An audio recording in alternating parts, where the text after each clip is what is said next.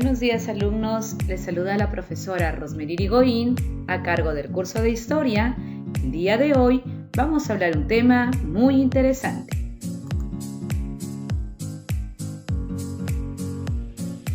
Hoy vamos a continuar hablando sobre las corrientes ideológicas modernas en Europa. Recordemos que la semana pasada ya habíamos hablado sobre la primera corriente, el humanismo, pero el día de hoy hablaremos de la siguiente corriente, nada más ni nada menos que el Renacimiento. Acompáñame para poder conocer un poquito más de esta corriente ideológica. El Renacimiento es un movimiento de renovación artística y cultural que va a surgir paralela al humanismo entre el siglo XV y el siglo XVI. Las profundas informaciones que se van a producir en la vida intelectual y artística en Europa van a estar guiadas por el Renacimiento. En el Renacimiento participaron escritores, pintores, arquitectos y escultores. Hay una diferencia entre humanismo y renacimiento. Los humanistas intentaban imitar la obra de la antigüedad clásica, mientras que los renacentistas creaban obras inspiradas en lo clásico, pero siempre resaltando rasgos propios. Hablemos ahora sobre las causas del Renacimiento. Y aquí encontramos que una de las causas para la aparición del Renacimiento de los renacentistas fue justamente el humanismo y la obra de los mecenas. El humanismo, una corriente ideológica filosófica que fue la primera, la que marcó la iniciación de la etapa moderna. Y los mecenas, los cuales fueron protectores de estos artistas. Y esto motivó a que puedan aparecer más autores, más artistas que colocaban su punto de vista, su arte y sus aportes propios a los aportes ya existentes. La invención de la imprenta también fue muy importante, ya que gracias a esta imprenta esto favoreció a que los escritos, los pensamientos y todas las obras literarias de esta época puedan florecer. El intercambio comercial entre Oriente y Occidente también fue una causa muy importante, ya que gracias a este intercambio comercial se pudieron relacionar y ampliar el conocimiento del Renacimiento. La toma de Constantinopla, un acontecimiento bélico que marca un hito en la historia moderna. Ese también va a ser muy beneficioso para la aparición de nuevos artistas. Y por último, pero no menos importante, el florecimiento económico de las ciudades italianas. En Italia recordemos que ahí estaba centrado el comercio, por lo tanto, estas ciudades italianas eran las más prósperas económicamente. Y justamente en Italia es donde se desarrollan la mayor cantidad de obras artísticas. Las características del Renacimiento. Aquí encontramos entonces la inspiración en la cultura clásica greco-romana. Al igual que el humanismo, ellos también tuvieron mucha influencia de la cultura clásica, pero como ya les había mencionado, la diferencia está en que los artistas renacentistas se inspiraron, pero no todo su arte se basó en la cultura clásica, sino que se inspiraron en ese arte para que ellos puedan crear uno nuevo y uno con aportes propios. La libertad de pensamiento y la exaltación de la personalidad humana.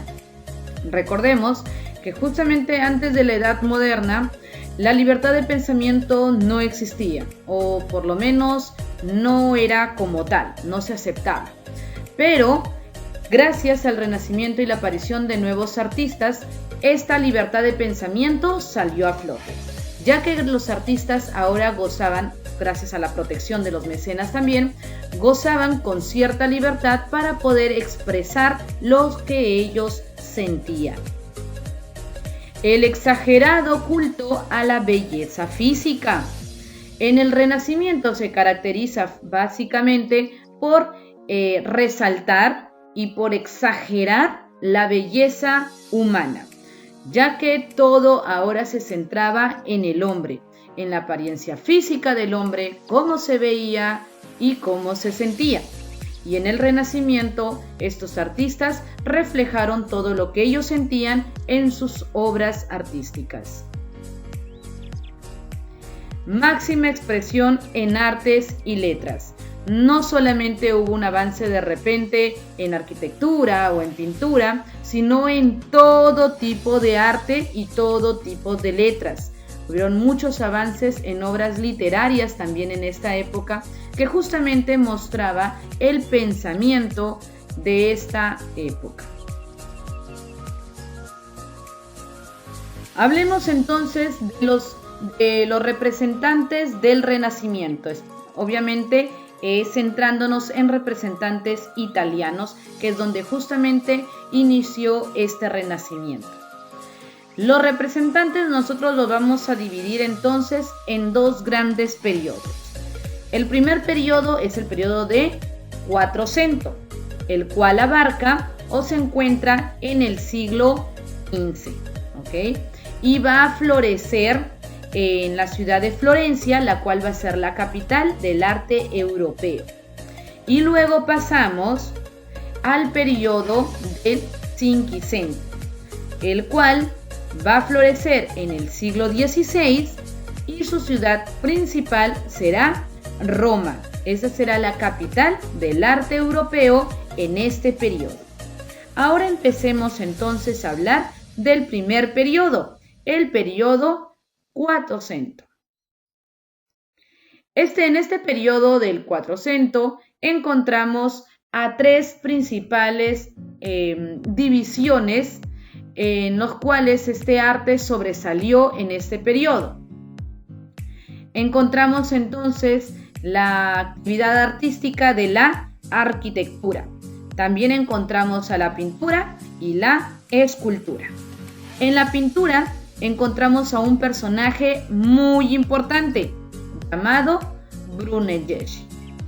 Este personaje sobresalió o resaltó por su arte artístico de la cúpula de la Catedral de Florencia. Aquí les vamos a mostrar cuál es la cúpula. Miren, esa es la cúpula de la Catedral de Florencia. En la pintura encontramos a dos grandes personajes. A Giotto, el cual pintó con frescos la capilla de la Arena de Papua. Aquí lo encontramos. Esta es la pintura de Giotto.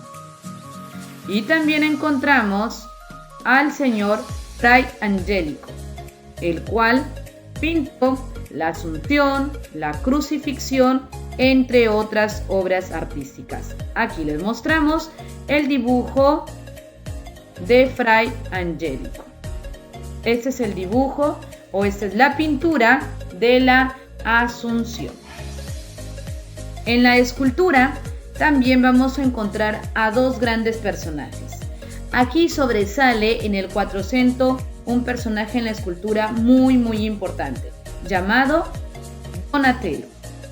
Donatello fue el autor de una de las obras más reconocidas, el David. Este es el David. Vamos a encontrar en el Renacimiento a dos David, en realidad. Pero en este caso, el David de Donatello es una obra, una escultura a base de bronce con una medida aproximada de 1,58 m, a base de bronce. Y también encontramos a Verrocchio. Verrocchio fue el autor de la estatua de Collón. Y aquí les vamos a mostrar la estatua de Collón. Estos entonces van a ser los artistas más representativos del periodo del 400. No fueron los únicos, hay muchos más, pero les vamos a mostrar en esta ocasión estos 5 personajes muy importantes. Ahora pasemos a hablar entonces del periodo Cinquecento. El periodo del Cinquecento vamos a encontrar en realidad se menciona que el periodo del Cinquecento es el más famoso de los dos, en el cual vamos a encontrar a personajes muy importantes.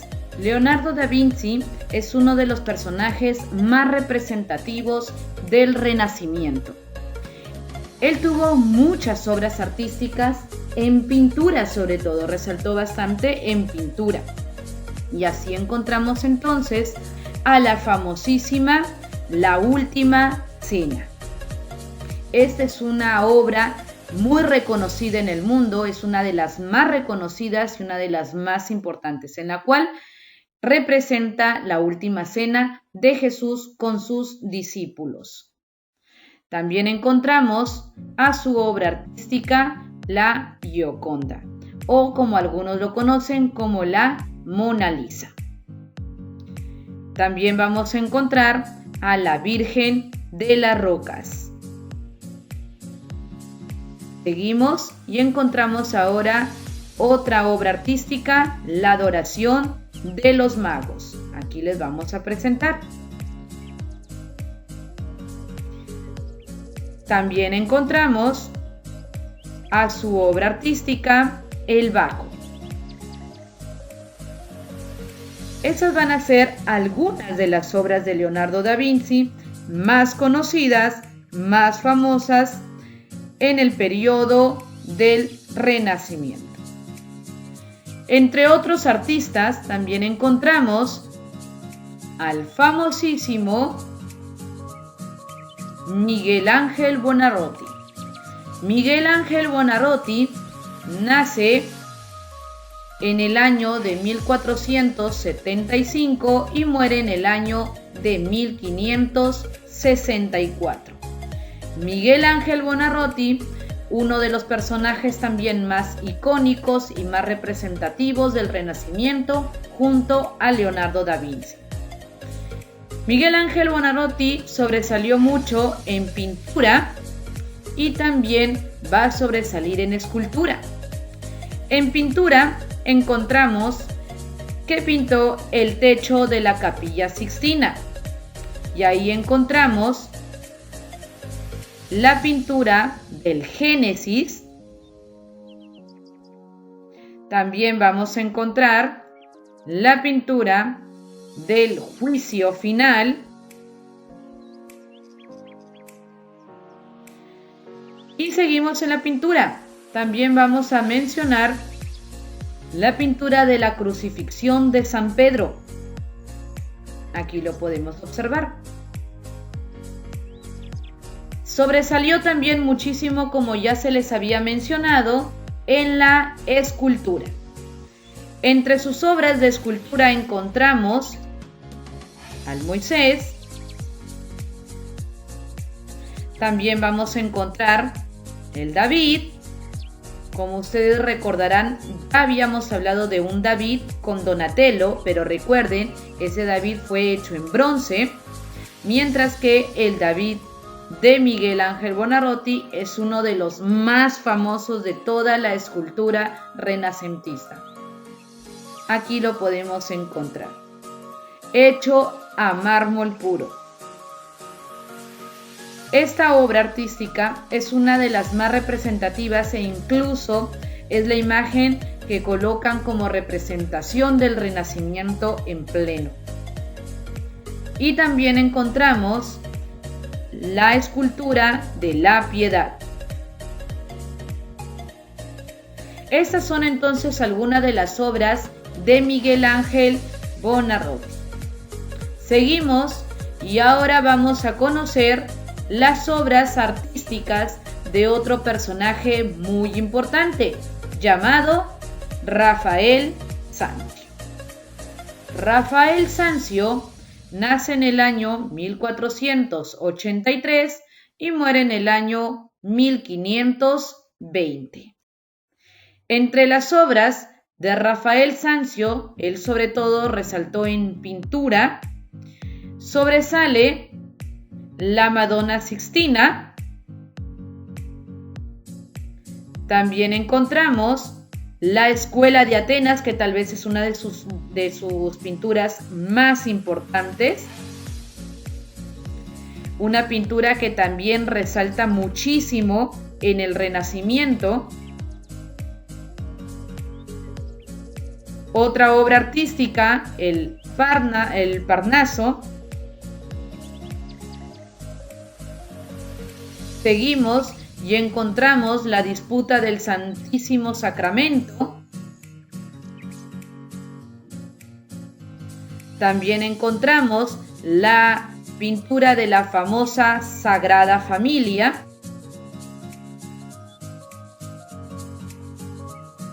Y por último, pero no menos importante, la pintura de la Virgen del Jilguero.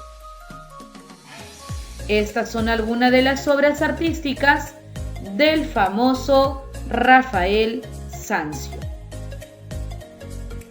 Seguimos y vamos a hablar de otro personaje muy importante también en el periodo cinquecento.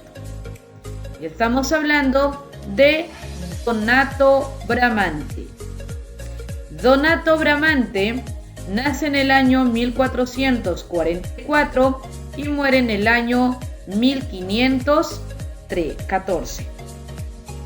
Él resaltó muchísimo en arquitectura y así encontramos una de sus obras, el Templo de San Pedro del Monte de Oro, que lo vamos a ver aquí. Miren, este es el templo. También encontramos que diseñó los planos de la Basílica de San Pedro. Esos son los planos que había diseñado Donato Bramante.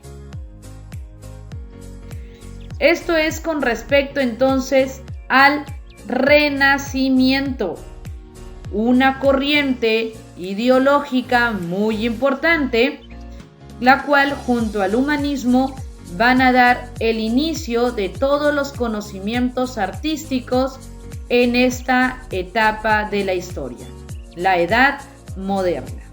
Sin embargo, en la Edad Moderna sucedieron muchos acontecimientos más.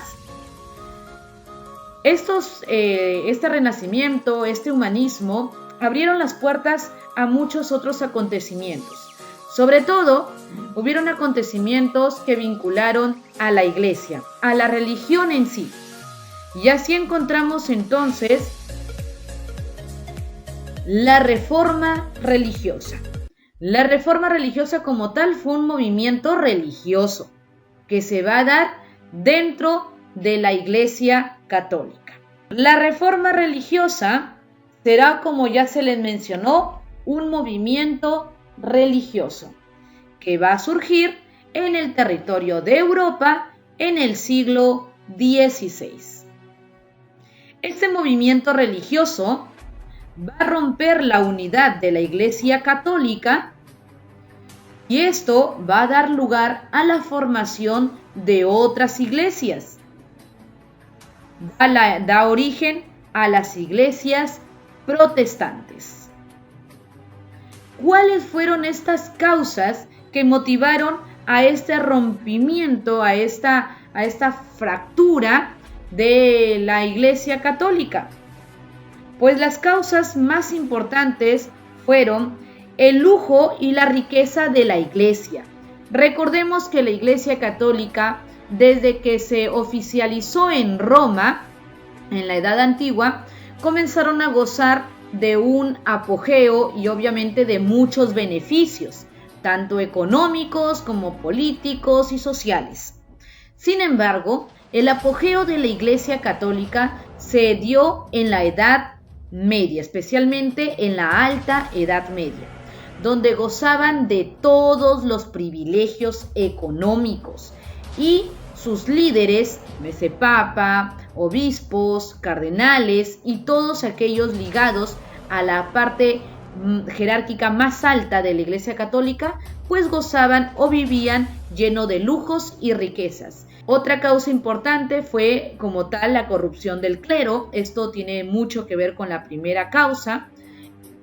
La difusión de la Biblia, esa también va a ser un motivo y una causa para la separación de la iglesia, ya que la Biblia era el libro más importante para la iglesia, pero que lo interpretaban los líderes de la iglesia como tal, los líderes del clero, y lo interpretaban a su beneficio. Entonces esto desestabilizó a algunos miembros de la iglesia que pertenecían sobre todo al clero bajo, que no estaban de acuerdo con esa interpretación que le daban a la Biblia, y esto fomentó una separación como tal. La obra del humanismo, como ya les había mencionado, tanto humanismo como renacimiento fueron motivadoras para desatar muchos acontecimientos posteriores, entre ellos la reforma religiosa. La venta de indulgencias, tal vez fue esta la gota que derramó el vaso dentro de la iglesia, ya que la venta de indulgencias se refiere sobre todo a que la iglesia como tal, para poder conseguir más dinero y hacerse de más poder económico, comenzaron a vender los perdones a los pecados de las personas, y obviamente los que tenían dinero pues accedían a este perdón de los pecados, ¿no? ¿Cuáles fueron los precursores o las personas que iniciaron una protesta interna dentro de la iglesia? Pues aquí encontramos algunos, como por ejemplo encontramos a Juan Hus, encontramos a Juan Wycliffe, y también encontramos a los líderes de los albigenses, entre otros precursores más. Sin embargo, ellos fueron los iniciadores, pero los realmente representantes de esta reforma religiosa los vamos a conocer a continuación. Los representantes de la reforma religiosa, vamos a hablar de tres representantes muy importantes de la Iglesia Católica, ¿ok? O los representantes de esta reforma religiosa. En primer lugar encontramos a un reformista alemán llamado Martín Lutero. Martín Lutero fue un monje agustino. Martín Lutero es el representante más importante de esta reforma religiosa. Es considerado un ícono, un líder de los protestantes. Martín Lutero tuvo muchos vínculos con la iglesia, ¿ok? Y obviamente él sabía todo el manejo que se daba de manera interna. Y obviamente él no estuvo de acuerdo en muchas cosas que realizaba la iglesia. Es por eso que él emprendió una lucha para dar a conocer estos abusos y para que se dé una reforma interna. Martín Lutero es el autor de la obra 95 Tesis de Wittenberg, la cual es una lista de proposiciones, la cual él considera en debate, o sea, para debatir acerca de los abusos y que lideraba la iglesia contra el pueblo, sobre todo sobre la venta de las indulgencias. Por estas 95 tesis, Martín Lutero va a ser excomulgado de la Iglesia Católica por el Papa León X. Martín Lutero tuvo una idea principal. Su idea era la fe como medio de salvación.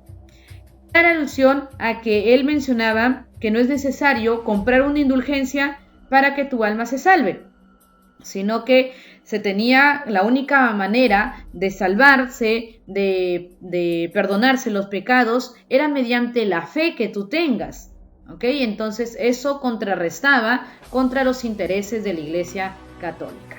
Martín Lutero, un personaje muy representativo para los protestantes y es el mayor representante de la reforma religiosa. Vamos a hablar también de otro personaje, en este caso un reformista francés. Estamos hablando del señor Juan Calvino. Juan Calvino también fue muy importante para los protestantes. Él va a ser conocido como el Papa Negro. Juan Calvino dio a conocer una obra muy importante y muy cuestionada, la famosa institución cristiana. La institución cristiana, era básicamente a través de ese texto se va a acentuar el contraste entre el poder total de Dios y la pequeñez del hombre. Una frase o una idea principal de Juan Calvino fue la predestinación. ¿Okay?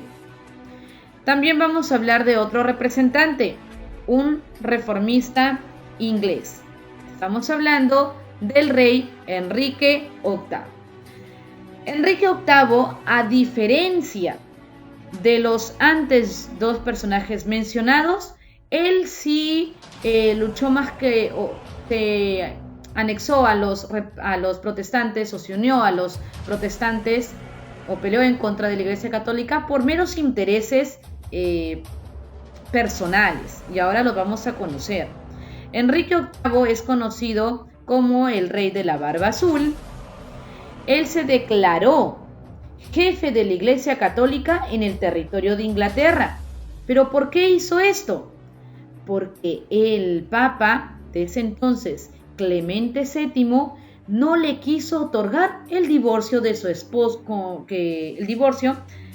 su esposa Catalina de Aragón. Él estaba casado con Catalina de Aragón, pero él quería divorciarse ya que tenía un amante y quería casarse con su amante. Pero el Papa no accedía a este divorcio y por eso él se declaró jefe de la Iglesia Católica y fue parte de los protestantes. Enrique VIII, después de que se desunió de la Iglesia Católica, él se divorció de su esposa Catalina de Aragón y se casó con su amante Ana Bolena. Esos fueron entonces los representantes más importantes de la reforma religiosa.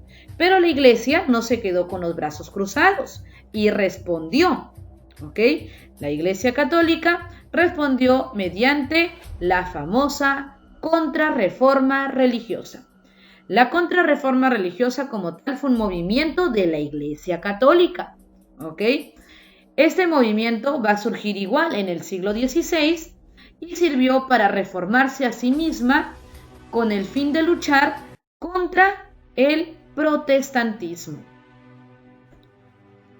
Los medios con los que se basó la Iglesia Católica para reformarse fueron el Index, que es el libro donde están la lista de los libros prohibidos o documentos prohibidos para su lectura. También se sirvió del famoso Tribunal de la Santa Inquisición, como podemos visualizarlo en la imagen. Aquí la Santa Inquisición era un medio de ejecución a algunas personas que se les acusaba de repente de cometer algún pecado, y mediante esta tortura les hacían declarar, Entonces el Tribunal de la Santa Inquisición fue muy cruel también y fue muy odiada por muchísimas personas. Y la Compañía de Jesús. También vamos a encontrar que el representante, el líder que inició esta contrarreforma religiosa, es el señor San Ignacio de Loyola. La Iglesia Católica entonces, para hacer esta contrarreforma, convocó a un concilio a todos los representantes de la más alta jerarquía del clero en el famoso Concilio de Trento. Y aquí, en ese concilio, establecieron algunas posturas claras para contrarrestar o devolver el golpe a los protestantes. Entre ellos estaba, por ejemplo, la interpretación de la Santa Biblia bajo la Iglesia, es decir, que los únicos que podían darle una interpretación a la Biblia va a seguir siendo la Iglesia Católica y nadie más.